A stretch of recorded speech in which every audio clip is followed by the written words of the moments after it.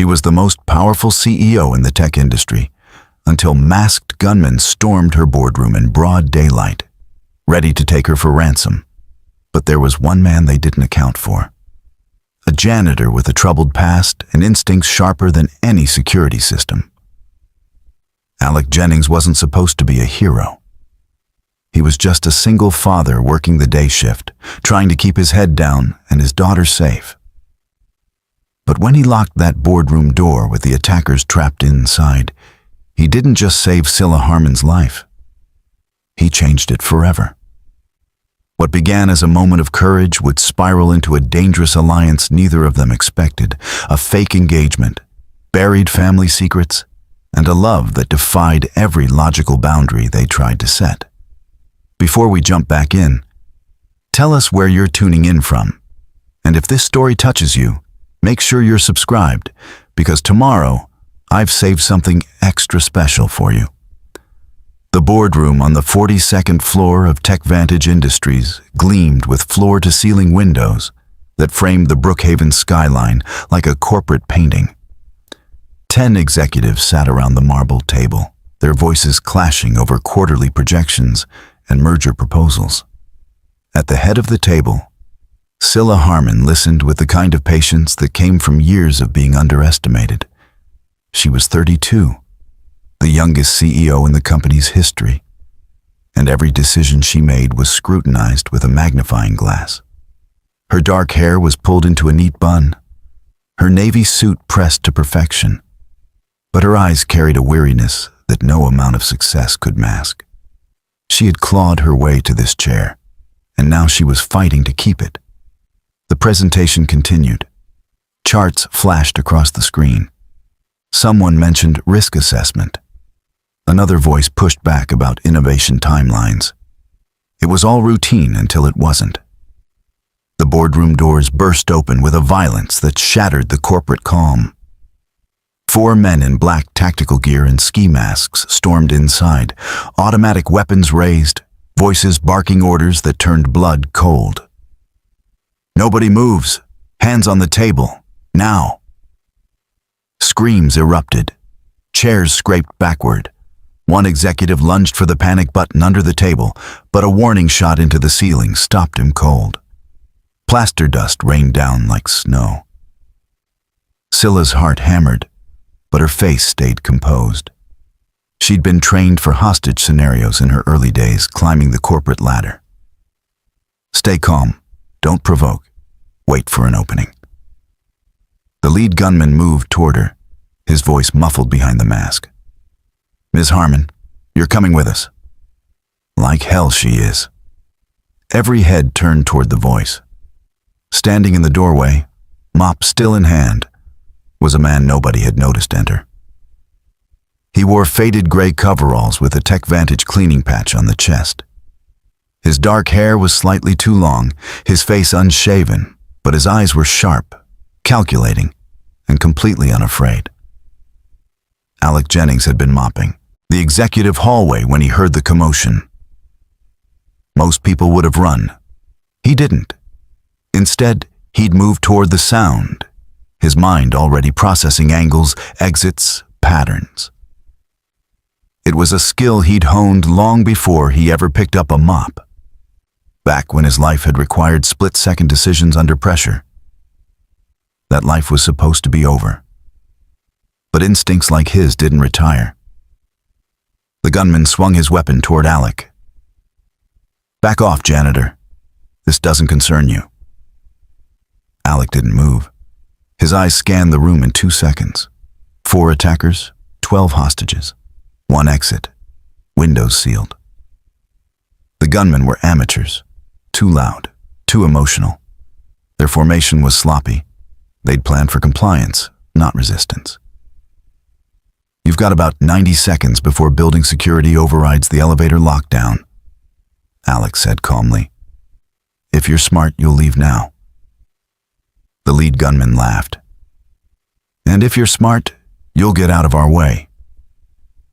Alec tilted his head slightly, then did something no one expected.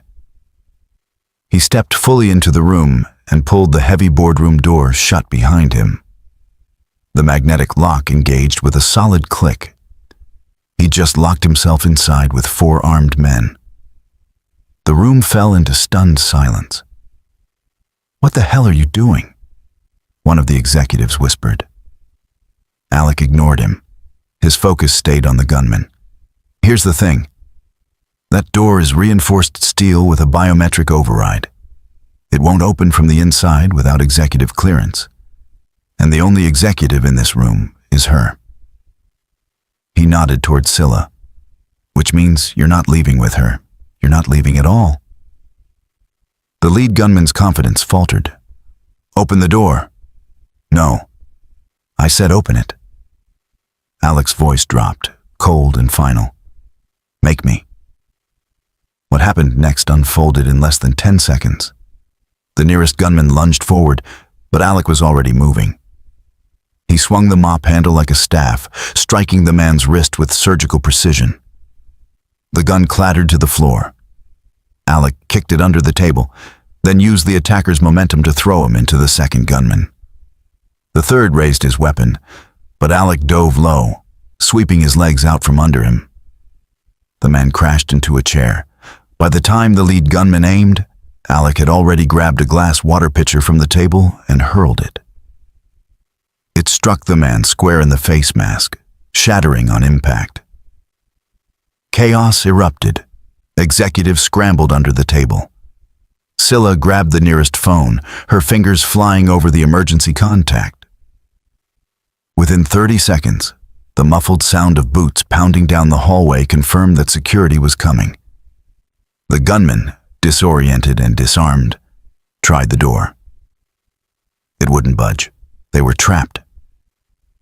Alec stood between them and Scylla, breathing hard but steady. Like I said, 90 seconds. When security finally breached the room, they found 4 subdued attackers and 1 janitor calmly helping executives to their feet. Scylla sat in her chair, hands still trembling, slightly, staring at the man who had just saved her life. By the time police arrived, the media was already circling. Cameras flashed outside the building. News vans parked along the street. Headlines began forming in real time. TechVantage CEO saved in boardroom siege. Mysterious janitor subdues armed attackers. But when reporters tried to interview Alec, he was already gone. He slipped out through the service stairwell, ignoring the shouts from security asking him to stay for a statement. His shift wasn't over, and more importantly, he had somewhere to be. 40 minutes later, Alec walked into Ashwood Pediatric Clinic, still wearing his work coveralls. The waiting room was half empty, fluorescent lights buzzing overhead. He checked in at the desk and sat down, his hands finally starting to shake now that the adrenaline was fading. A nurse called his name. He stood and walked down the narrow hallway to room 7, where a little girl with bright eyes and a beaded bracelet sat on the examination table, swinging her legs. "Daddy?" Lily said, grinning. "You're late." "I know, sweetheart. Sorry. Work got complicated." She was 8 years old, small for her age, with a constellation of freckles across her nose and a medical alert bracelet that never left her wrist. Congenital heart defect. Stage 3, the kind of diagnosis that came with words like surgery, transplant, and limited time. Alec kissed the top of her head and sat beside her as the doctor entered, clipboard in hand. "Mr. Jennings," the doctor said gently, "we got Lily's latest test results." Alec's stomach tightened. "And?" "Her heart function has declined another 6%.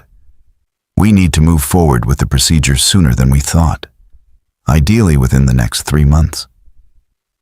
Alec nodded slowly, his jaw tight. He'd known this was coming. He just hadn't expected it so soon. "What's the cost?" The doctor hesitated. "With the surgery, hospital stay, and follow-up care, you're looking at around $350,000. Insurance will cover about 40%. Alec did the math in his head. He had $12,000 in savings. He worked 2 jobs. It wasn't enough. It would never be enough. "We'll figure it out," he said quietly, more to himself than anyone else. That night, as Lily slept in their small 2-bedroom apartment in the Ashwood complex, Alex sat at the kitchen table staring at a medical bill he couldn't pay. The TV played softly in the background, and that's when he saw it.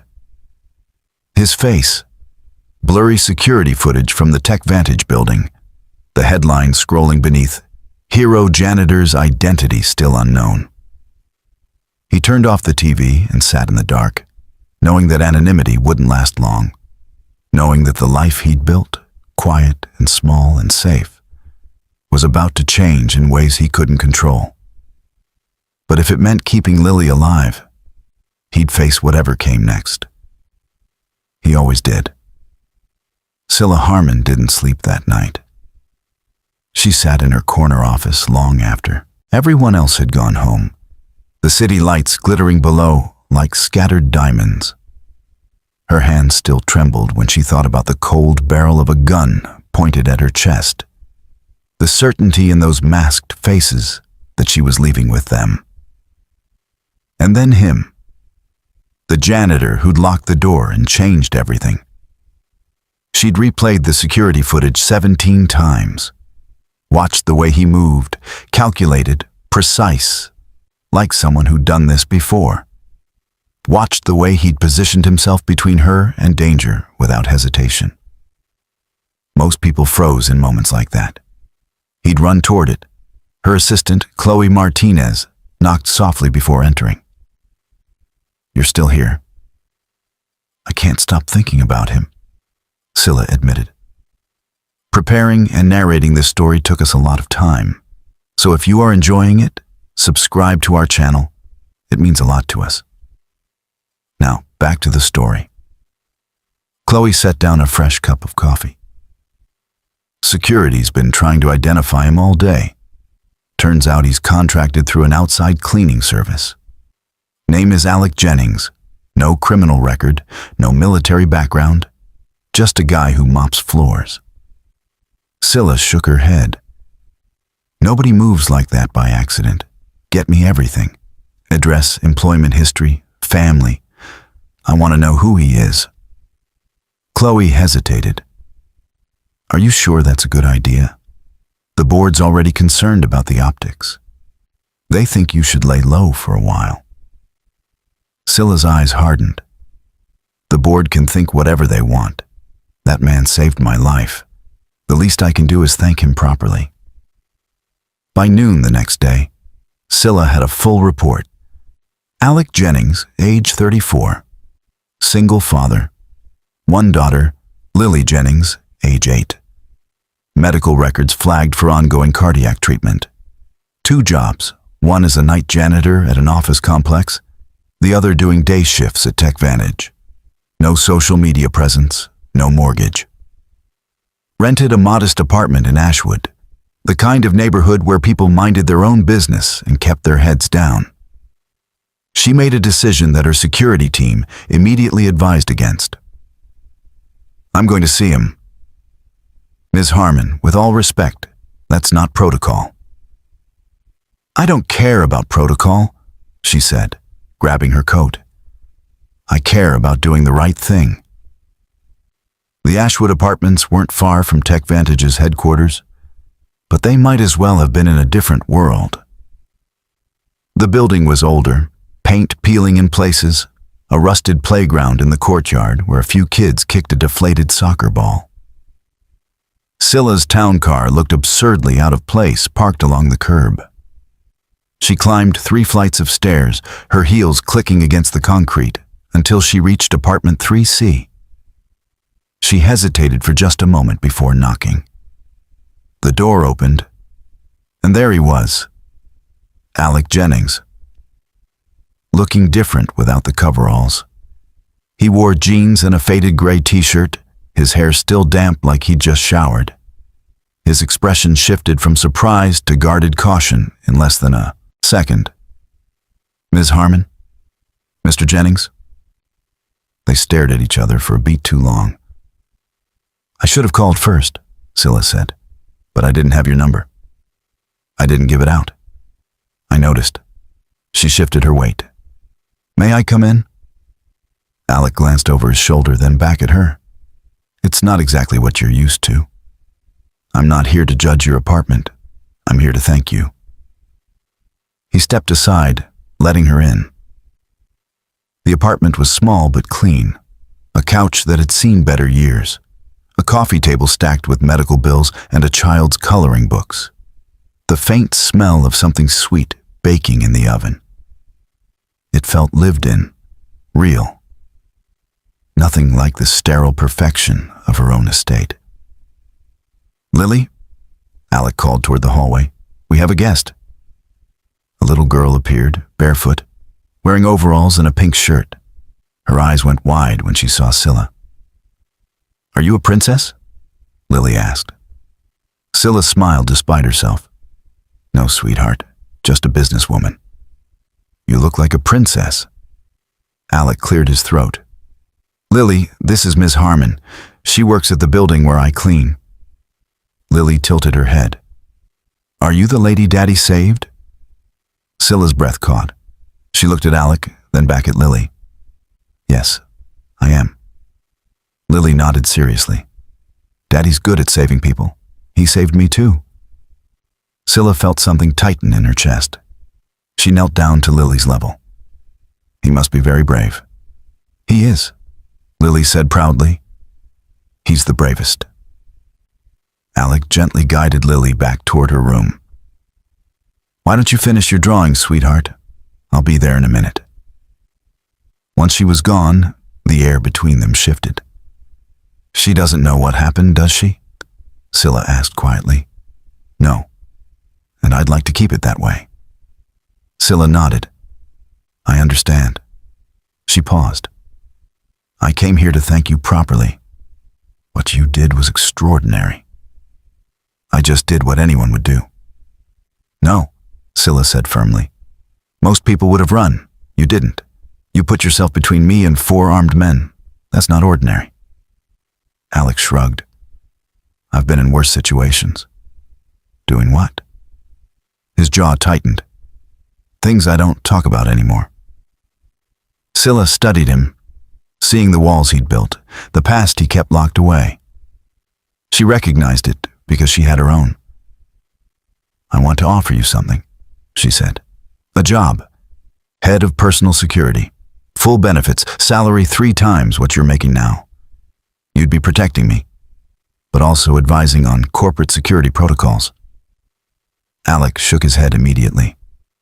I appreciate the offer, but no. Why not? Because I don't want that life anymore. I've got Lily to think about. Stability. Routine. I can't afford to take risks. Scylla glanced at the stack of medical bills on the table. She didn't need to read them to know they were crushing him. What if I could help with those? She asked carefully. Alec's expression hardened. I don't need charity. It's not charity. It's gratitude. Same thing. They stood in tense silence. Scylla realized she'd pushed too hard, too fast. She reached into her purse and pulled out a business card. If you change your mind, she said, setting it on the table, or if there's anything I can do, anything at all, call me. Alec didn't touch the card. I won't. Scylla nodded and turned toward the door. But before she left, she looked back. Your daughter's lucky to have you. Alec's voice softened just slightly. I'm the lucky one. As Scylla descended the stairs and climbed back into her car, she couldn't shake the image of that small apartment, that little girl's bright eyes, and the man who'd saved her life, now struggling to save his daughter's. She'd come to say thank you. But she was leaving with something else entirely.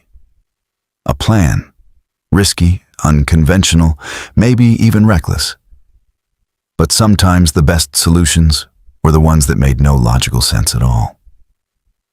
3 days later, Alec received a phone call that changed everything. He was halfway through his shift at TechVantage, emptying trash bins on the 38th floor, when his phone buzzed. Unknown number. He almost didn't answer, but something made him press the green button. "Mr. Jennings?" A woman's voice, professional, clipped. "Speaking. This is Chloe Martinez, assistant to Scylla Harmon. Ms. Harmon would like to meet with you. Today, if possible." Alex stopped walking. "I already told her I'm not interested in a job." "This isn't about a job. It's something else. Something she believes will benefit both of you. I'm not interested in whatever this is." "Mr. Jennings," Chloe's voice softened. "She knows about Lily's medical situation. She has a proposal that could help." Alex's grip tightened on the phone. How does she know about that? "Ms. Harmon is very thorough. Will you meet with her or not?" He closed his eyes. Every instinct told him to say no. But the stack of bills on his kitchen table, the declining numbers in Lily's test results, the surgery date creeping closer, all of it weighed on him like stones. "When and where?" "Tonight. 7 p.m. Silver Point Estate. A car will pick you up." The line went dead before he could respond. That evening, Alex stood outside his apartment building as a sleek black car pulled up. The driver opened the door without a word. Alec climbed in, feeling like he was stepping into a world he didn't belong to. The drive took 30 minutes, winding through Brookhaven's upscale district until they reached iron gates that opened automatically. The estate beyond was massive. A modern architectural masterpiece of glass and stone that seemed to float above manicured gardens. Scylla was waiting in a private study, floor-to-ceiling bookshelves lining the walls, a fireplace crackling softly. She wore casual clothes, jeans and a cream sweater, but somehow still looked like she commanded boardrooms. "Thank you for coming," she said, gesturing to a leather chair across from her. Alex sat, his posture guarded. "Your assistant said this was important." "It is?" Scylla poured 2 glasses of whiskey, sliding one toward him. He didn't touch it. She sat down, folding her hands. "I'm going to be direct because I think you appreciate that. The board is trying to remove me." Alec raised an eyebrow. "You're the CEO?" "For now. But after the attack, they're questioning my stability, my judgment. They're using it as leverage to push me out in favor of someone more malleable, someone they can control." "What does this have to do with me?" Scylla leaned forward. "I need to project stability, personal stability. The board respects traditional values, family, commitment. If I were engaged, if I had someone solid standing beside me, it would undercut their narrative." Alex stared at her. "You want me to pretend to be your fiancé?" "Yes." He laughed, a short, incredulous sound. "You're serious?" "Completely." "Why me?" "Because you saved my life. Because the media already loves the story. The hero janitor and the grateful CEO. It's romantic. It's compelling. And most importantly, it's believable." Alex stood up. "This is insane." "Is it?" Scylla stood too. "You need money for Lily's surgery.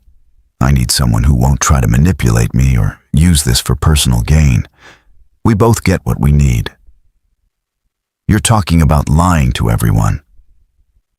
"I'm talking about a mutually beneficial arrangement.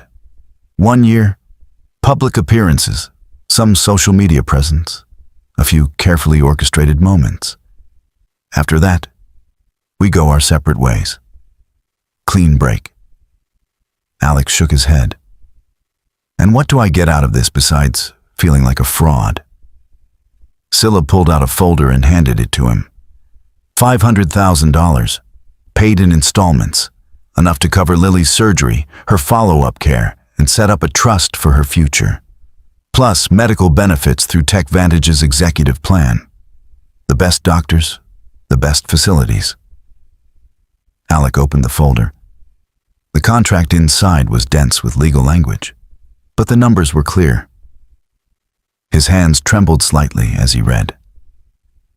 This is a lot of money. It's what your daughter's life is worth, and it's what my position is worth to me. He looked up at her. Why are you really doing this? Scylla's mask slipped for just a moment, and he saw something raw beneath it. Loneliness, exhaustion, fear. Because I'm tired of fighting alone, she said quietly. Because everyone in my life wants something from me. And I thought maybe, just once, I could make a deal with someone who understood what it's like to protect the person you love most. Alex set the folder down. I have conditions. Name them. Lily comes first, always. Any appearance, any event. If she needs me, I'm gone. No arguments. Agreed. She doesn't know this is fake. As far as she's concerned, this is real. Scylla nodded. I wouldn't want to confuse her. And when this is over, you don't just disappear. She'll get attached. So will I, probably. So we end this gently, maturely, like adults. Of course. Alec looked at the contract again, then at Scylla. She was offering him a lifeline. But lifelines always came with strings. 1 year, he said finally. 1 year, she confirmed. He picked up the pen and signed his name at the bottom of the page. Scylla did the same. When their eyes met again, something unspoken passed between them. A recognition that they were both stepping into dangerous territory. We'll need to make a public announcement, Scylla said. Something organic, a dinner maybe. Somewhere the media will notice but won't feel staged. I don't do fancy restaurants. Then we'll find somewhere comfortable, somewhere that feels like us. Alec almost smiled. There is no us. Scylla met his gaze. There will be, at least for the cameras. As Alec left the estate that night, contract in hand, he felt the weight of what he'd just agreed to. He was about to step into a lie that could save his daughter's life. And somewhere deep down, beneath the practicality and the desperation, a small voice whispered that this arrangement might become more complicated than either of them planned. Because the best lies, the ones that fooled everyone, were always the ones that started to feel like truth. The Silver Point estate felt like a museum the first time Alec and Lily walked through its towering front doors. Marble floors stretched endlessly in every direction, their footsteps echoing in ways that made Lily giggle nervously. Crystal chandeliers hung from ceilings so high they seemed to touch the sky. Everything was white, pristine, untouched. Lily clutched her father's hand tighter, her small backpack bouncing against her shoulders. Inside were her 3 favorite books, a stuffed rabbit named Mr. Hopsworth, and the beaded bracelet she'd made in art therapy. Everything that mattered to her fit in one bag. Daddy, she whispered, eyes wide. Is this really where we're going to live? Alec knelt down to her level, his hands on her shoulders. Just for a little while, sweetheart. Remember what I told you? Ms. Harmon and I are going to help each other. She needs someone to make her big house feel less lonely, and we need a safe place while you get better. Lily nodded slowly, processing. So she's like your girlfriend now? Alec hesitated. The lie sat heavy on his tongue. Something like that. Okay, Lily said simply. In that way, only children could accept massive life changes without question. Scylla appeared at the top of the grand staircase, descending with practiced elegance. She wore tailored slacks and a silk blouse, her hair loose around her shoulders. When she reached them, she smiled. But it was the kind of smile Alec recognized from boardroom negotiations. Professional. Measured. "Welcome," Scylla said warmly, though her eyes betrayed uncertainty. "Lily, I had a room prepared for you. Would you like to see it?" Lily looked up at her father, who nodded encouragingly. "Go ahead, sweetheart." A housekeeper, an older woman named Mrs. Vasquez, stepped forward with a kind smile. "Come with me, little one. I think you're going to love what we've set up." As Lily followed Mrs. Vasquez up the stairs, Alec turned to Scylla. "You didn't have to do all this." "I wanted her to feel comfortable," Scylla said. "This is her home now, too. Temporarily." "Right. Temporarily." An awkward silence settled between them, the weight of their arrangement suddenly very real. Chloe appeared from a side hallway, tablet in hand, ever efficient. "The press release goes out tomorrow morning. I've scheduled a casual photo opportunity at Harbor View Pier on Saturday. Something relaxed, approachable. We'll leak the time to a few key outlets." Alec frowned. "You're staging a candid moment?" "That's how this works," Chloe said matter-of-factly. "Nothing in this world is truly candid anymore." Upstairs, Lily stood frozen in the doorway of her new bedroom. It was 3 times the size of her old room. A 4-poster bed draped in soft lavender fabric sat against one wall. Built-in shelves lined another, empty and waiting to be filled. A reading nook with cushions overlooked the garden. A desk with art supplies already arranged. "Do you like it?" Mrs. Vasquez asked gently. Lily walked slowly inside, running her fingers along the smooth bedspread. "It's really pretty. But..." Lily turned, her eyes suddenly wet. "It doesn't smell like home." Mrs. Vasquez's expression softened. She knelt down. "Then we'll make it smell like home. What does home smell like to you?" Lily thought hard. "Like Daddy's coffee in the morning, and the lavender spray he puts on my pillow, and sometimes like pizza on Fridays." "Well," Mrs. Vasquez said conspiratorially, "I happen to know the kitchen makes excellent pizza, and I have lavender sachets we can put everywhere. As for coffee, your father will be just down the hall." Lily's eyes widened. "He's close?" "Very close. Come, I'll show you." That night, dinner was served in a dining room that could seat 20. Only 3 chairs were used, clustered awkwardly at one end of the long table.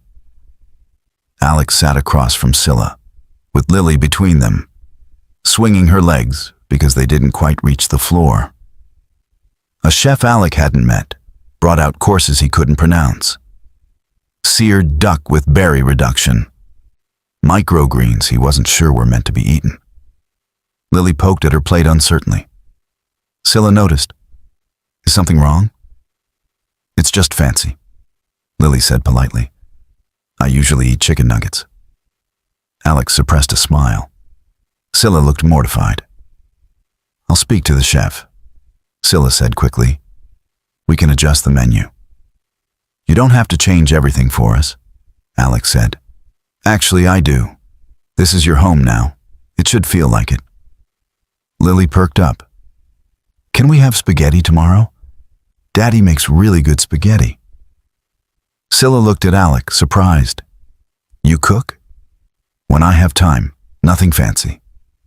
"I'd like to try it," Scylla said, and for the first time, her smile reached her eyes. The days that followed were an exercise in culture clash. Alec woke at 5 a.m. out of habit, only to find that the house was still asleep and the coffee maker was a complicated Italian machine that required a manual. He eventually figured it out, but not before Mrs. Vasquez found him in the kitchen looking frustrated. Lily struggled with the vastness of the estate. She got lost twice trying to find the bathroom. The silence unnerved her. She was used to thin walls, neighbors' voices, the constant hum of city life. Here, everything was muffled, distant, controlled. And Scylla, she watched them navigate her world with a mixture of fascination and discomfort. She'd never had a real family inside these walls. Her father had been absent, even when present. Her mother had left when she was 12, chasing a diplomat to Geneva and never looking back. The estate had always been a showpiece, not a home. One evening, Alec found Scylla in her study, staring at financial reports with the kind of intensity that suggested she was avoiding something else. "You don't have to hide in here," he said from the doorway. She looked up, startled. "I'm not hiding. I'm working." "At 9 p.m. on a Thursday? Some of us don't clock out." Alex stepped inside, hands in his pockets. "Lily asked why you don't eat dinner with us anymore." Scylla's expression flickered. "I've been busy. Or uncomfortable." She set down her pen. "I don't know how to do this. The casual family thing. I never learned." "Neither did I," Alec admitted. "I figured it out as I went. Still am." Scylla looked at him, really looked at him. "How do you make it look so easy?" "It's not easy. But Lily's worth the effort. And so are you." The words hung in the air, unplanned and more honest than either of them expected. The next night, Scylla joined them for dinner. This time, Alec cooked. Simple spaghetti with marinara sauce, garlic bread, a salad that Lily helped toss. They ate in the smaller breakfast nook instead of the formal dining room, and the conversation flowed easier. Lily told Scylla about her favorite books. Scylla, surprising herself, shared a story about sneaking into her father's library as a girl and reading business journals because she wasn't allowed novels. Alec watched them, something warm and dangerous growing in his chest. Later, as he tucked Lily into bed, she looked up at him with sleepy eyes. "I like her, Daddy." "Ms. Harmon?" "Scylla. She said I could call her that. She's sad, but she's trying not to be. Like you after Mommy." Alec's throat tightened. "She's a little sad, isn't she? But maybe we can make her happy. Like you made me happy." He kissed her forehead. "Maybe we can, sweetheart." Downstairs, Scylla stood in the hallway, having overheard the entire exchange. When Alec emerged from Lily's room, their eyes met. "She's remarkable," Scylla said softly. "She's everything." They stood in the dim hallway, the distance between them somehow feeling smaller than it had days before. "This is going to get complicated, isn't it?"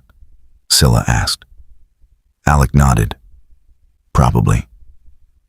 We should keep boundaries, stay professional." "Agreed." But neither of them moved. And when Scylla finally turned to walk away, Alec noticed she'd left her walls down just a little. Just enough for him to see that beneath the CEO, beneath the designer clothes and the calculated composure, was someone who wanted exactly what he'd built with Lily. A home, a family, someone to come back to. And that realization terrified them both. The east wing of Silver Point Estate was always locked.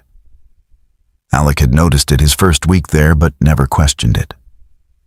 Rich people had their secrets, their private spaces, their boundaries. He respected that. Until the night he heard crying. It was 2 a.m. He'd gotten up to check on Lily, found her sleeping peacefully, and was heading back to his room when he heard it. Soft, muffled, coming from behind the sealed double doors at the end of the east corridor. He pressed his ear to the door, definitely crying. Then a voice, thin and wavering. "Please, someone, help me." Alec's instincts fired. Someone was in distress. He tried the handle. Locked. Electronic keypad. He pulled out his phone and texted Scylla. "Someone's in the east wing. They need help." 3 minutes later, Scylla appeared in a robe, hair disheveled, eyes alarmed. "What are you talking about? Listen." They both fell silent. The crying had stopped. But now there was coughing. Harsh, painful. Scylla's face went pale. Oh God, I forgot her medication. She punched a code into the keypad. The doors clicked open.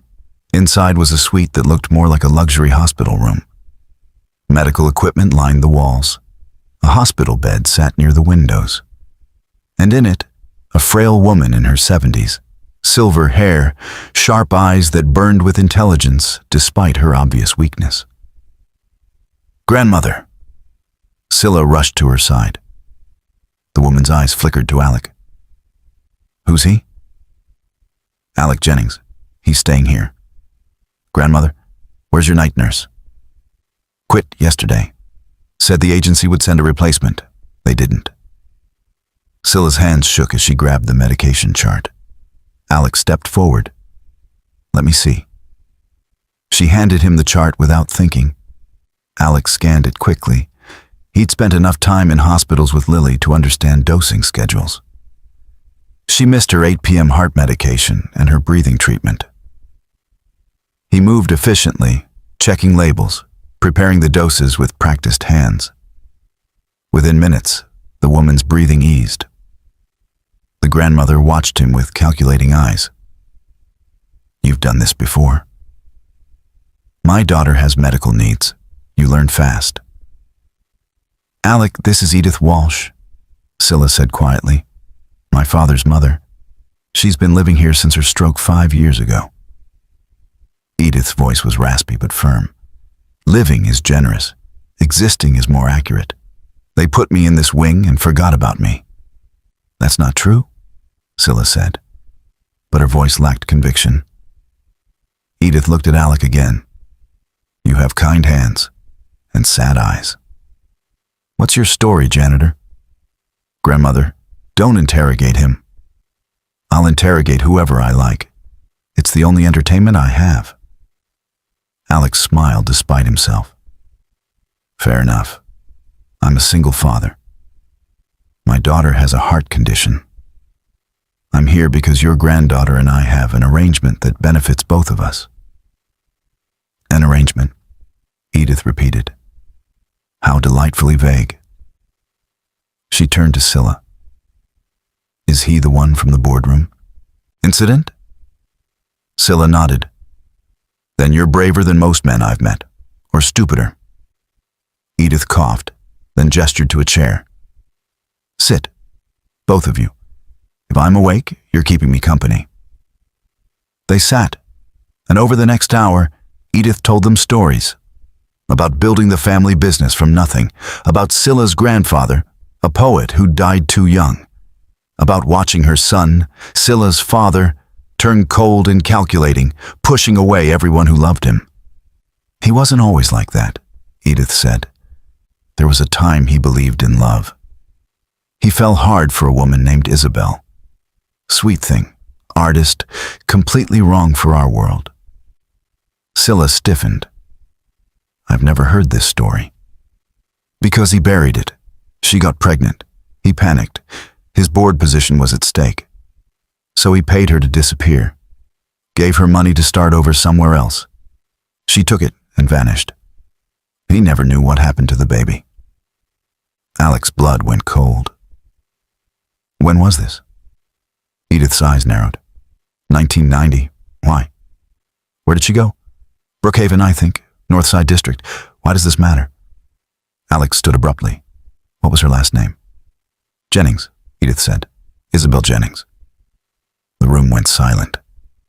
Scylla looked between them, confused. Then her eyes widened as the pieces connected. No, she whispered. Alex's voice was hollow. My mother's name was Isabel. She raised me alone in Northside Brookhaven. She told me my father left before I was born. She died when I was 16. Car accident. Edith leaned forward, studying his face with new intensity. Let me see your hands.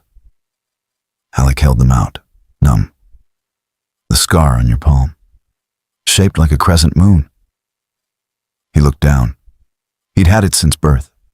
A birthmark, his mother had said. My son has the same mark, Edith whispered. It runs in our family, a genetic quirk. Scylla stood up, backing away. This can't be real. You're saying that Alec is my half-brother? Edith nodded slowly. It appears so. The weight of it crashed down. Everything they'd built in the past few weeks, the fake engagement, the carefully constructed narrative, the feelings that had started to grow despite their best efforts. All of it was built on a foundation that had just shattered. Alec turned to Scylla, his voice breaking. I didn't know. I swear I didn't know. I believe you, Scylla said, but her eyes were filling with tears.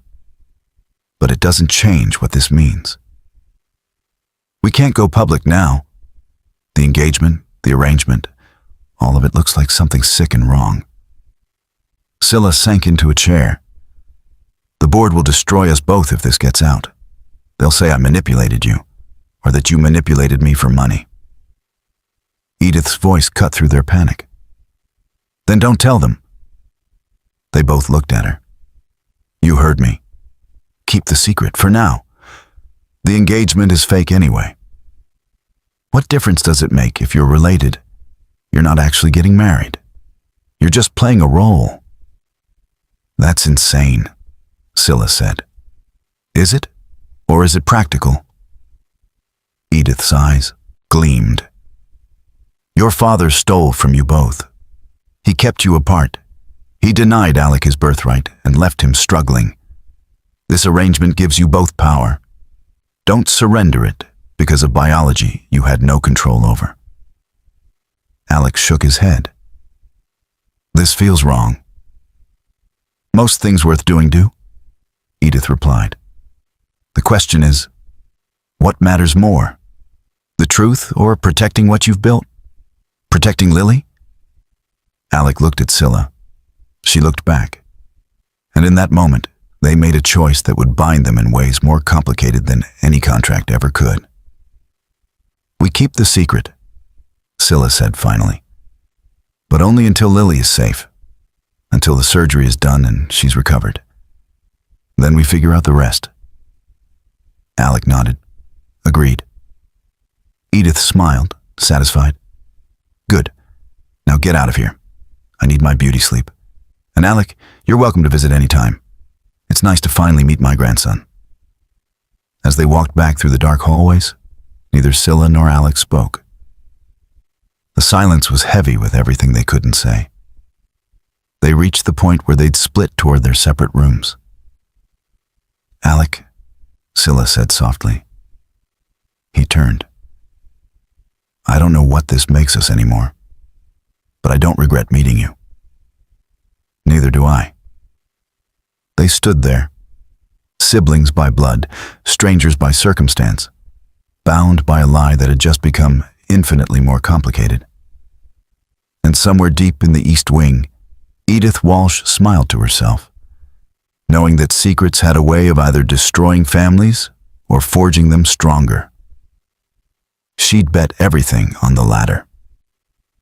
The charity gala at the Brookhaven Museum of Contemporary Art was exactly the kind of event Scylla normally excelled at.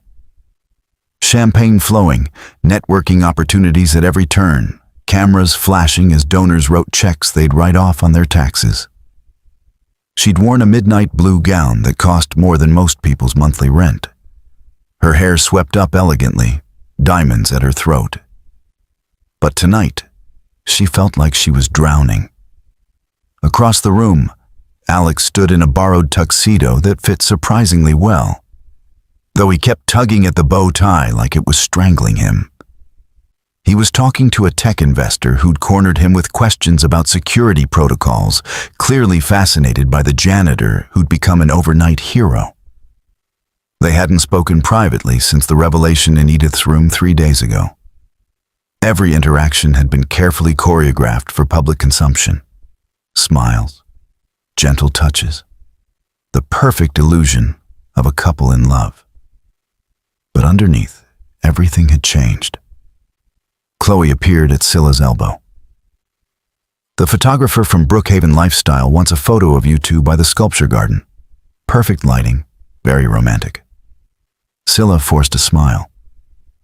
Of course. She crossed the room to Alec, slipping her hand into his.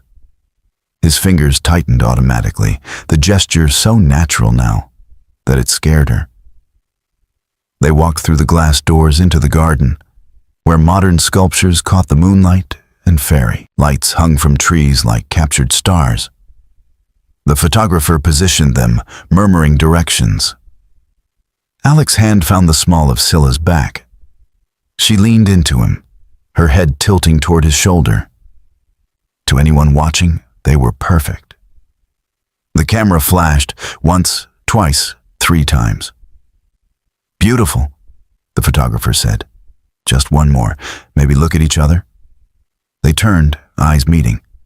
And for a moment, something raw passed between them. Not romance, not attraction, but recognition. 2 people trapped in a web of their own making, unsure how to escape without hurting everyone around them. The camera flashed again. Perfect. Thank you. As the photographer walked away, they stayed frozen in position, neither quite ready to let go. We need to talk, Alex said quietly. Not here. Then where? We can't keep avoiding this. Scylla glanced around. The West Terrace. 10 minutes. Say you're getting air. She walked away before he could respond, her composure never cracking. 10 minutes later, they stood on an empty terrace overlooking the city. The party noise was muted behind thick glass doors. The air was cool, carrying the scent of night-blooming jasmine.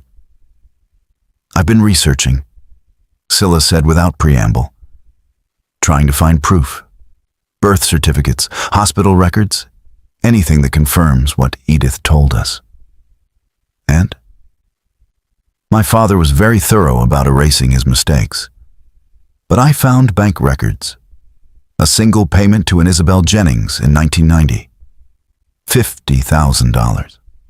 Marked as consultation fees, but the timing matches. Alec leaned against the railing. My mother never had money. We lived paycheck to paycheck until she died. She worked 3 jobs sometimes. If she got $50,000, what happened to it? Maybe she used it for your care, medical expenses, education. Or maybe he lied to Edith about how much he gave her. Alec's voice was bitter. Maybe he gave her just enough to disappear, but not enough to actually start over. Scylla closed her eyes. My father was a lot of things. Most of them terrible. Was. He died 4 years ago. Heart attack in his office. I inherited everything, including apparently a brother I never knew existed. They stood in silence, the weight of their shared father pressing down like atmosphere. Do you hate me? Alec asked suddenly. Scylla turned, surprised. What? No. Why would I? Because I'm proof of his betrayal. Because I complicate everything. Because if I'd never existed, your life would be simpler. Alec, if you'd never existed, Lily wouldn't exist, and she's the best thing to come out of this entire mess. His expression softened. She is, isn't she? She asked me yesterday if I'd braid her hair. Said her mother used to do it, but she couldn't remember how it felt. So I tried. I'd never braided hair before in my life. It looked terrible. Alex smiled despite everything. I'm sure she loved it anyway. She did. She said it was perfect. And then she asked if I'd always be around to do it. The smile faded. What did you tell her? I lied. I said yes. The confession hung between them. We're in too deep, Scylla whispered. This was supposed to be simple, a business arrangement. But now Lily's attached. I'm attached. You're my brother, and I have feelings I shouldn't have. And I don't know how to fix any of it. Alec moved closer. What kind of feelings? She looked up at him, eyes shining with unshed tears. The kind that don't care about biology or logic or what's appropriate. The kind that make me wish we'd met differently. That make me wish none of this was fake. Scylla, please don't say anything kind right now. I can't handle it. But Alec reached out anyway, gently wiping a tear from her cheek. My mother used to tell me that family isn't just blood. It's who shows up, who stays, who fights for you even when it's hard. Is that supposed to make this better? No. It's supposed to remind you that we get to choose what this means. We didn't choose to be related, but we chose to help each other. We chose to let Lily have a chance at life. We chose to give each other something we were both missing. And what was I missing? He smiled sadly. Someone who sees you as more than a title or a bank account. Someone who shows up. She laughed, broken and wet. You're too good at this, at making terrible situations feel bearable. Years of practice. They stood close enough that she could feel his warmth, see the flecks of gold in his brown eyes, count the faint scars on his hands from years of hard work. We should go back inside, she said without moving. Probably. Neither moved. The moment stretched, fragile and dangerous. Then Scylla stepped back, smoothing her dress, rebuilding her walls brick by brick. After Lily's surgery, we'll figure out the rest. But until then, we keep pretending. For her sake. For her sake, Alec agreed. They walked back into the gala separately, smiles in place, the perfect picture of a couple in love. But inside, they both knew they'd crossed a line that couldn't be uncrossed. Later that night, back at Silver Point Estate, Alec sat on the edge of Lily's bed, watching her sleep. Her small chest rose and fell steadily, the medical alert bracelet catching moonlight. I'm doing this for you, he whispered. All of it. But I don't know if I'm doing the right thing anymore. In her room down the hall, Scylla sat at her desk, staring at a photo she'd found earlier. Her father, young and smiling, standing beside a woman with kind eyes and dark hair. Isabel Jennings, Alec's mother, her father's first love. She traced the woman's face with her finger. What would you think of all this? Would you forgive us for the mess we're making? In the East Wing, Edith lay awake, listening to the house settle. She'd set something in motion that couldn't be stopped now. She just hoped when the dust settled, there'd still be a family left standing. Because secrets, once unearthed, had a way of either healing old wounds or ripping them wider. And this family had enough scars to last a lifetime. Seth Newman had been waiting for this moment for 3 years. Tall, silver-haired, impeccably dressed. He'd been on Tech Vantage's board since before Scylla was born. He'd mentored her father, built alliances with every major shareholder, and positioned himself as the logical successor when the old man died. Then Scylla had taken the position instead. A woman barely 30, untested, chosen by her father's will rather than merit. Seth had smiled through gritted teeth and waited for her to fail.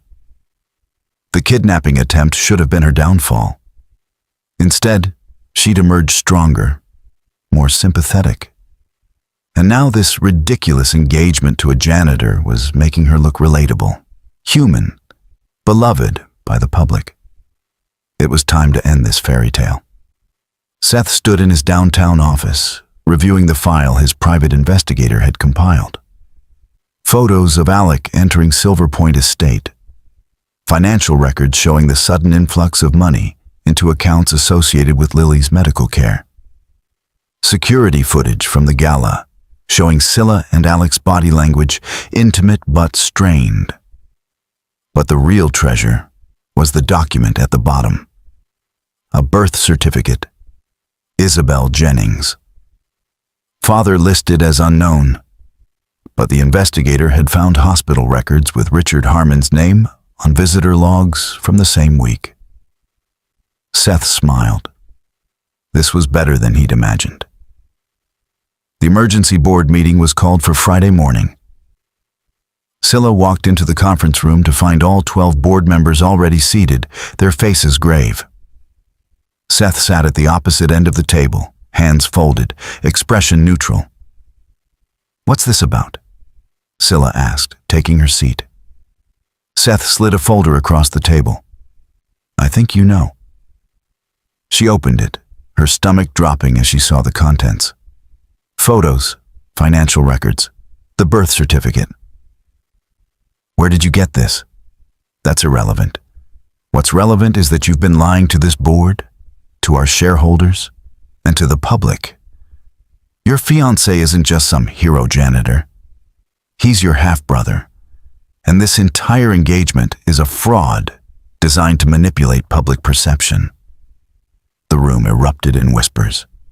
Scylla's mind raced, but her face remained composed. "These allegations are baseless." "Are they?" Seth leaned forward. "Because I have DNA evidence being processed as we speak, taken from a coffee cup your fiancé discarded at the museum gala. It will prove definitively that you and Alec Jennings share a father." Scylla's blood ran cold. "You had him followed. You stole biological material without consent. That's illegal. What's illegal is fraud, securities fraud specifically, since your personal life directly impacts shareholder confidence and stock prices. The SEC will be very interested in this." Another board member, an older woman named Patricia, spoke up. "Scylla, is this true? Is the engagement fake?" Before Scylla could answer, the conference room door opened. Alec walked in, still wearing his work coveralls, his expression dark. "Don't answer that," he said. Seth smiled wider. "Mr. Jennings, how convenient. Perhaps you'd like to explain to the board how you managed to secure $500,000 mere weeks after meeting Ms. Harmon?" Alec moved to stand beside Scylla. "I'd like to explain a lot of things, starting with the fact that you hired the men who tried to kidnap her." The room went silent. Seth's smile faltered for just a second. "That's a serious accusation." "It's a true one," Alec said calmly. He pulled out his phone and connected it to the conference room screen. Security footage appeared, grainy but clear enough. Seth meeting with 2 men in a parking garage, money exchanging hands. Date stamp, 3 days before the kidnapping. "Where did you get that?" Seth's voice was no longer smooth. "You're not the only one who can hire investigators," Alec replied. "Turns out, when you pay criminals to commit crimes, they keep evidence in case they need leverage later. These 2 were very cooperative once they realized they were facing attempted kidnapping charges. They gave up everything, including text messages from a burner phone registered to a shell company that traces back to you." Seth stood abruptly. "This is fabricated." "Is it?" Scylla's voice was ice. "Because I've already forwarded everything to federal prosecutors. They'll be here within the hour." Patricia looked between them. "Seth, did you really orchestrate an attack on our CEO?" Seth's face reddened. "She was destroying this company with her reckless decisions. Someone had to act." "By trying to have her killed?" Another board member stood. "You're done. Security, escort Mr. Newman from the building." As security moved in, Seth pointed at Scylla. "This isn't over. The engagement is still a fraud. You're still lying to everyone." Alec stepped forward. "Actually, about that." He looked at Scylla. "Tell them the truth." She met his eyes, seeing something there she hadn't expected. Permission. Trust. "The engagement started as an arrangement," Scylla said slowly. "I needed stability. Alec needed resources for his daughter's medical care. But somewhere along the way, it stopped being fake." The room shifted uncomfortably. "And yes," she continued, "we recently discovered we share a biological father. a man who abandoned Alec's mother and denied his existence. But that doesn't change what we've built. It doesn't change that Alec saved my life, that his daughter has become family to me, or that I've fallen in love with a man I never expected to meet. Seth laughed bitterly as security grabbed his arms. You're admitting to everything. You'll never survive this. Scylla stood tall. Maybe not, but I'll survive it honestly, which is more than you can say. As Seth was dragged from the room, the board sat in stunned silence. Finally, Patricia spoke. We need time to process this, all of it. We'll reconvene Monday to discuss next steps. Scylla nodded. Understood. As the room emptied, she and Alec stood alone, the weight of what they'd just done settling over them. Did you mean it? Alec asked quietly. Which part? The part about falling in love. She turned to him. Every word. Did you mean it when you gave me permission to tell the truth? I'm tired of lying, especially about things that matter. They stood, close, the space between them charged with everything unsaid. We might lose everything, Scylla whispered. Or we might gain something real. And in that moment, surrounded by the wreckage of their carefully constructed lies, they both realized that the truth, messy as it was, felt better than any fiction they could have created. The call came at 3 a.m. Alec's phone buzzed insistently, pulling him from restless sleep. He grabbed it, heart already racing. Calls at this hour meant only one thing. Mr. Jennings? The voice was calm, professional. This is Brookhaven General. Your daughter is in the emergency room. He was dressed and moving before the nurse finished speaking. Down the hallway, he pounded on Scylla's door. She opened it, confused, half asleep. It's Lily. Hospital, now. She didn't hesitate. I'm coming with you. They took Scylla's car, breaking every speed limit. Alec's hands shook as he gripped the door handle. Scylla drove with focused intensity, one hand reaching over to squeeze his briefly.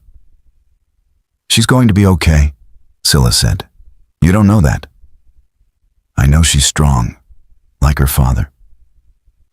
At the hospital, they found Lily in a curtained area, small and pale against white sheets, oxygen mask over her face.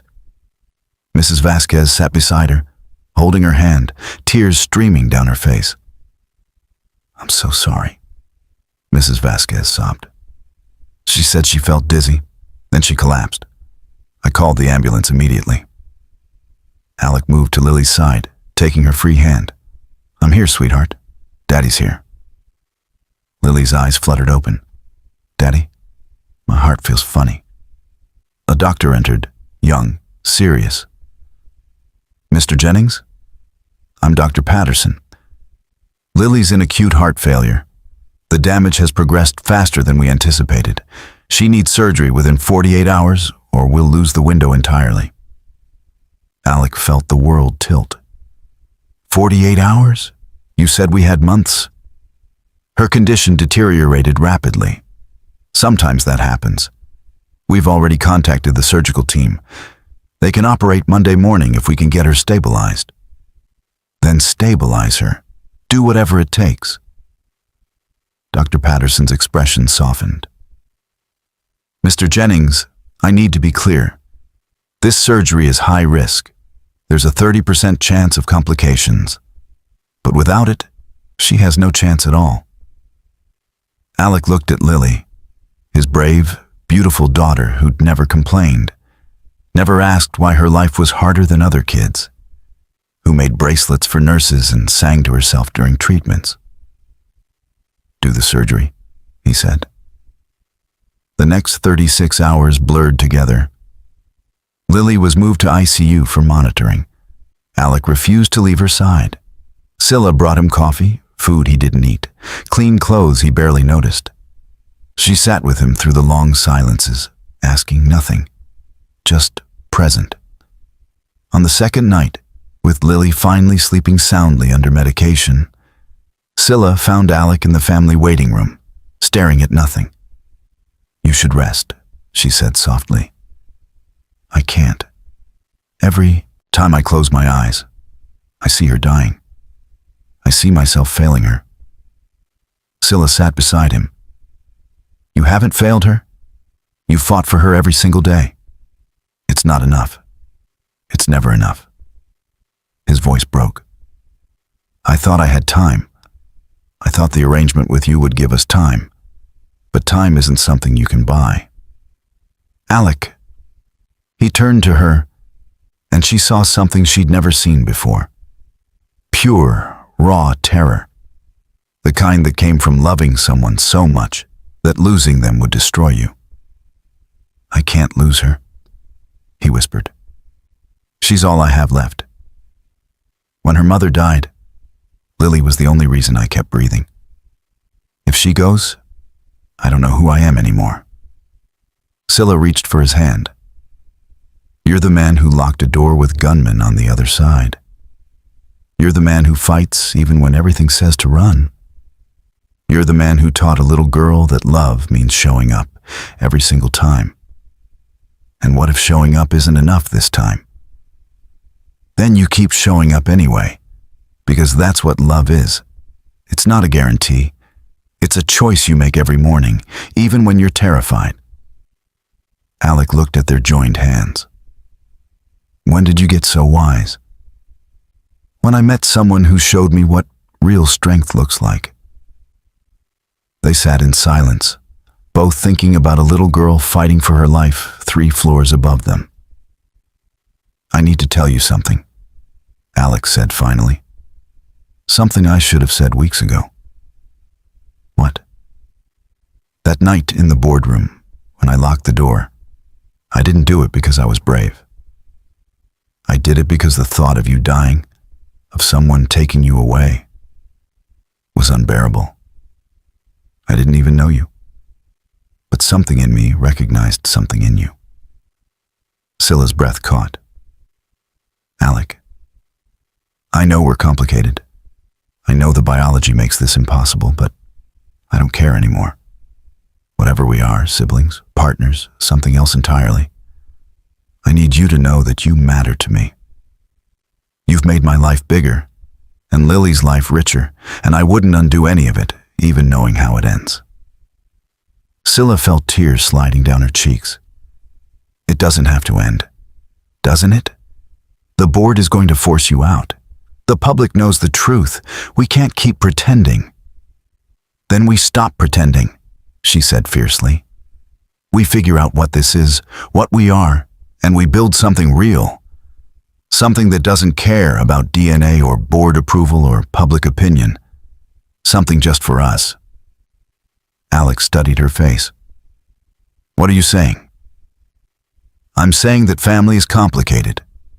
That love doesn't follow rules. That maybe we get to choose what we mean to each other instead of letting biology or society decide." "Scylla, people will never understand this. I don't care about people. I care about you and Lily and building something that matters." Before he could respond, Dr. Patterson appeared in the doorway. "Mr. Jennings, we're moving Lily into pre-op. The surgery is scheduled for 6 a.m. You can see her now." They stood together and walked to Lily's room. She was awake, groggy, but smiling when she saw them. "Hey, Daddy. Hey, Scylla." Alec kissed her forehead. "Hey, sweetheart. How are you feeling?" "Sleepy, but ready. The doctor said after this, my heart will work better." "That's right." Lily looked at Scylla. "Will you be here when I wake up?" Scylla's voice was thick with emotion. "I promise." "Good. Because I had a dream that we were all together. You, me, and Daddy. And we were happy. Like a real family." Alec and Scylla exchanged glances. "That sounds like a beautiful dream," Alec said. "It wasn't a dream," Lily said seriously. "It was real. I could feel it." As they wheeled her away toward surgery, Alec gripped Scylla's hand so hard it hurt, and neither of them let go. The surgery took 7 hours. Alec wore a path in the waiting room carpet, unable to sit, unable to think about anything except Lily's small body on an operating table. Surgeons working to repair what had been broken since birth. Scylla stayed with him the entire time. When press gathered outside the hospital, she had security handle it. When board members called demanding meetings, she ignored them. Nothing mattered except the little girl fighting for her life. At hour 6, Edith arrived in a wheelchair, pushed by a private nurse. "I'm not missing this," she said firmly. Finally, Dr. Patterson emerged, still in surgical scrubs, mask pulled down. His expression was carefully neutral. "The surgery was successful," he said, and Alec nearly collapsed with relief. "We repaired the defect and reinforced the damaged tissue. She came through beautifully. She's in recovery now. Can I see her?" "Soon. She needs another hour in post-op, then we'll move her to ICU. But Mr. Jennings, she's going to be okay. The repair looks excellent." As the doctor walked away, Alex sank into a chair, his entire body shaking. Scylla wrapped her arms around him, and he buried his face in her shoulder, finally letting himself feel everything he'd been holding back. By the time they allowed him into recovery, Lily was awake, her smile drowsy but real. "Hey, Daddy. Hey, sweetheart. You did it. Did you wait the whole time?" "Every second." "That's a long time to wait." "You're worth it." 3 days later, with Lily stable and recovering, the real reckoning began. The board called an emergency shareholder meeting. The press had been circling for days, the story too big to ignore. CEO in fake engagement with secret half-brother. Tech executive's hidden family scandal. Every headline was more sensational than the last. Scylla stood before the assembled shareholders, Alec beside her, both of them exhausted but resolute. The room was packed, cameras rolling, reporters cramming every available space. Patricia, acting as board chair with Seth gone, called the meeting to order. "Ms. Harmon, you have the floor." Scylla stepped forward. She'd prepared a speech, carefully worded legal statements designed to minimize damage. But looking out at the faces, some sympathetic, some hostile, most just confused, she abandoned it entirely. "I'm not going to stand here and spin this," she said. "The truth is messy and complicated and doesn't fit into sound bites. But you deserve to hear it anyway." She took a breath. 6 weeks ago, masked gunmen tried to kidnap me. Alec Jennings, a janitor working in our building, stopped them. He locked the door and put himself between me and people with guns. He saved my life without thinking about credit or reward. Shortly after, I made him an offer. A fake engagement in exchange for money to pay for his daughter's medical care. It was transactional. Cold. Exactly the kind of calculated move this board has always respected when men do it. A few uncomfortable shifts in the audience. Then we discovered something neither of us knew. We share a father. My father, who abandoned Alec's mother, paid her to disappear and pretended his son didn't exist. That makes what we've built complicated. Maybe inappropriate by traditional standards. But it doesn't make it wrong. Alec stepped forward. "I never wanted to be part of this world. I wanted to work my jobs, raise my daughter, and stay invisible. But Scylla gave me something I couldn't find anywhere else. Hope. A chance to save Lily's life. And in the process, she became family. Not because of biology, but because of choice." Scylla continued. "I'm not asking you to understand our relationship. I'm not even sure we understand it yet. But I am asking you to judge me on my work. TechVantage's stock is up 30% since I took over. We've launched 3 successful products. Our employee satisfaction scores are the highest in company history. That's what should matter. A shareholder stood. But you lied to us. To everyone. I did, Scylla admitted. And I'm sorry for that. The engagement started as a lie. But the feelings that developed were real. The family we've built is real. Lily is real, and she almost died this week while we were all worried about optics and stock prices. The room fell silent. So, here's what I'm proposing, Scylla said. Give me 6 months. Judge me on results, not headlines. If at the end of that time you still want me gone, I'll step down. But I'll do it on my terms, not because of a scandal orchestrated by a man who tried to have me killed. Patricia looked around the room. All those in favor of Ms. Harmon's proposal?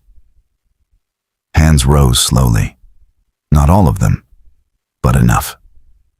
Motion carries. Ms. Harmon, you have 6 months. As the meeting adjourned, reporters swarmed. Cameras flashed, questions shouted from every direction. Alec took Scylla's hand, and together they walked through the chaos, heads high. Outside, the afternoon sun was warm. Scylla breathed deeply, feeling lighter than she had in weeks. That was either brilliant or career suicide, she said. Probably both, Alec agreed. She looked at him. No regrets? Not one. They drove back to the hospital together, where Lily was waiting, getting stronger every day. As they walked through the pediatric ward, nurses smiled at them. Other families nodded in recognition. In Lily's room, they found her sitting up, drawing a picture. She looked up, beaming. You're back. Look what I made. It was a drawing of 3 people holding hands under a rainbow. Labels underneath. Daddy, Scylla, me. We're a family now, right? Lily asked. Like officially? Alec looked at Scylla. She looked back, and without speaking, they both understood. Yes, sweetheart, Alec said. Officially? Lily grinned. Good, because I already told the nurses you're my mom now, Scylla. Hope that's okay. Scylla felt tears spring to her eyes. It's more than okay. And as they sat together in that hospital room, the 3 of them, something shifted. Not perfect, not traditional, but real. A family built not by blood alone, but by choice, by sacrifice, by showing up when it mattered most. 6 months later, Lily stood in the middle of what used to be an abandoned warehouse in the North Side district, spinning in circles with her arms out wide. It's huge. Daddy, look how huge it is. Alex smiled, surveying the space with satisfaction. Exposed brick walls, high ceilings with skylights, concrete floors waiting to be finished. It smelled like sawdust and possibility. What do you think? Scylla asked, coming up beside him, hard hat perched on her head. I think it's perfect. The Jennings Foundation Center had been Scylla's idea. A community space offering free services, basic home repairs, educational workshops, medical resource navigation, legal aid clinics. A place where people who'd been forgotten could find help without judgment. Alec would run it. He'd already hired a staff of 10, most of them people like him, folks who'd struggled and survived and wanted to give back. The grand opening was scheduled for next month. TechVantage had funded the initial setup, but donations were already pouring in. The public, it turned out, loved a redemption story. Scylla's honesty at the shareholder meeting had transformed her from scandal to folk hero. Stock prices had soared. 3 major publications had named her CEO of the year. She'd stayed. Against all odds, she'd kept her position. And she'd used it to build something that mattered. I got the permits approved, Chloe said, walking over with a tablet. We're officially cleared for the health clinic wing. First patients can be seen starting January. That fast? Alec asked. When the CEO personally fast-tracks permits, things move quickly. Lily tugged on Scylla's sleeve. Can I help paint, please? Absolutely. In fact, I think your room needs painting too. Lily's eyes widened. My room? Here? Scylla and Alec exchanged glances. They'd been planning this for weeks. We're converting the upper floor into apartments, Scylla explained. For families using the center's services, but also for us, if you want. Lily looked between them. We'd live here, all of us? Well, Alec said carefully. Scylla would keep Silver Point Estate, but this would be our space, yours and mine, somewhere we belong. But I want Scylla to live with us, Lily said stubbornly. Scylla knelt down. I'll be here all the time, I promise. But your dad and I think it's important that he has his own space, something that's just his. Ours, Lily corrected. His and mine. Right, yours. Lily considered this seriously. Okay. But you have to come for dinner every night. Deal. Later, after Lily had run off to explore with Mrs. Vasquez, who now worked as the center's family coordinator, Alec and Scylla stood on the roof deck, looking out over Brookhaven's skyline. Are you happy? Scylla asked. Alec thought about it, about how much had changed, about the daughter who was thriving, her heart strong, her future bright, about the foundation that would help hundreds of families like his, about the woman beside him who'd become something he couldn't quite name, but couldn't imagine living without. Yeah, he said, I really am. Even with all the complications? Especially with them. They'd never defined what they were to each other. Not romantic partners, not exactly siblings, something in between that didn't have a word yet. Edith called them soulmates. Lily called them best friends. The press called them everything from inspiring to inappropriate. They called each other family. I got something for you, Scylla said, pulling out an envelope. Inside was a legal document. Alec scanned it, his breath catching. This is adoption paperwork. If you'll let me. I know I'm not her mother. I know I can never replace what you and she have. But I'd like to make it official. That she's mine too. Alec's eyes filled. You do that? I already did. In every way that matters. This is just paperwork. He pulled her into a hug, and they stood there. Two people who'd found each other in the worst circumstances and built something beautiful anyway. That night, the three of them ordered pizza and ate it sitting on painter's tarps in what would become their living room. Lily told stories about the other kids in her cardiac support group. Scylla shared details about a new initiative at Tech Vantage. Alec just listened, soaking in the sound of the two people he loved most, laughing together. When Lily fell asleep between them, her head on Scylla's lap, her feet in Alec's, neither of them moved. We did it, Scylla whispered. We actually pulled this off. We're not done yet, Alec said. This is just the beginning. Good. I like beginnings. Outside, the city hummed with life. Stories unfolding, people struggling, love being found in unexpected places. And in a warehouse that would soon be a sanctuary, three people who'd started as strangers had become something unbreakable. A family built on truth, sacrifice, and the radical belief that sometimes the best things in life are the ones that make absolutely no sense at all. Except the sense that matters most, the kind you feel in your heart. Up next, you've got two more standout stories right on your screen. If this one hit the mark, you won't want to pass these up. Just click and check them out. And don't forget to subscribe and turn on the notification bell so you don't miss any upload from us.